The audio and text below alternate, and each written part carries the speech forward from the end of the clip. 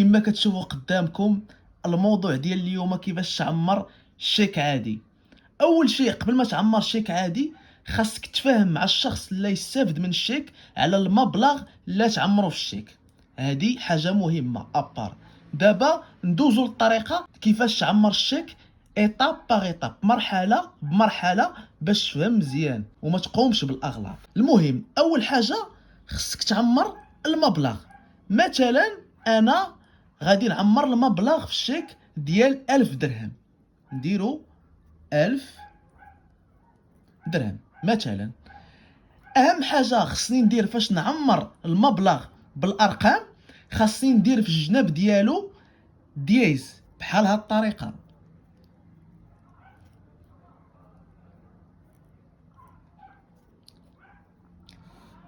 كاينين شي ناس يتسائلوا علاش درت هاد دياز. هاد دياز درتها باش نتفادى انه الشخص اللي يستافد من الشيك يزيد شي رقم في اللور ديال 1000 درهم ولا في القدام ديالو. درتهم في الجناب بجوجهم باش نتفادى هاد الحاله نطيح فيها. دابا ندوزو للمرحله الثانيه، هي نعمرو الشيك بالحروف. يمكن لينا نعمروه بالحروف بالعربيه ولا بالفرنسي، ماشي مشكل، نتا والاختيار ديالك وانت كيفاش داكشي اللي قديتي عليه. اول حاجه عندنا 1000 درهم، خصو الرقم يطابق بالحروف مع الرقم بالارقام. نديرو 1000 درهم نفس الرقم اللي عمرناه بالارقام مثلا. دابا هاد المرحله حتى هي خصنا نديرو واحد العمليه. شنو هي نديرو خط في الجناب ديال الشيك بحال هكا ولا ايضا يمكن لينا نديرو دياز بحال اللي درنا هنا بحال هاد الشكل. حتى هنا السبب اللي كنديرو هاد الشيء باش نتفاداو انه الشخص اللي استافد من الشيك يزيد شي رقم بالحروف. فاهمين؟ دابا ندوزو المرحله المواليه وهي لامر الشخص المستفيد من الشيك.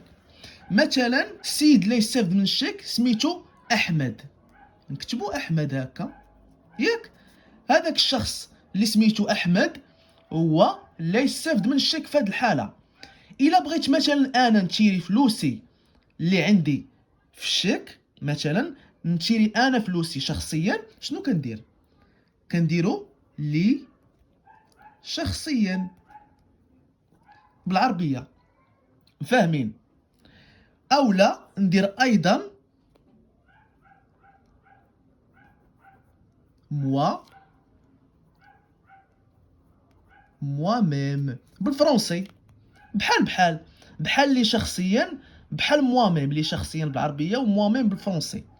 دابا ندوزو لواحد المرحله اللي يمكن لك ايضا تزيدها في الشيك وهي التاريخ. هاد المرحله شنو كنديرو؟ مثلا حنا التاريخ ديال اليوم هو 22 افريل 4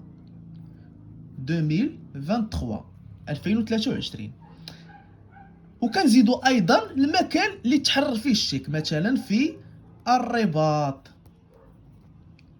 فاهمين؟ المرحله المواليه والاخيره وهي اهم مرحله في تحرير الشيك وهو التوقيع، السيناتور. هاد المرحله ضروري خصك تركز فيها وما ديرش الغلط في السيناتور، حيت الا درتي السيناتور وغلطتي فيه راه الشيك كيترفض، غتمشي دير البنكه وغادي يرفضوه. لهذا فاش تبغي تسني الشيك ديما دير السيناتور ديالك صحيحه وما تغلطش فيها. وتاكد ايضا الا كنتي باغي تاخذ الشيك من عند شي واحد، تاكد بان الشخص اللي يعطيك الشيك السيناتور ديالو صحيحه. المهم هذا الفيديو درت فيه الطريقه كيفاش تعمر الشيك عادي. كنتمنى من الناس اللي شافوا الفيديو يستافدوا منه ويبارطاجيوه مع صحابهم باش تعم الفائده على الجميع. كان معكم عبد الكريم، والسلام عليكم ورحمه الله تعالى وبركاته.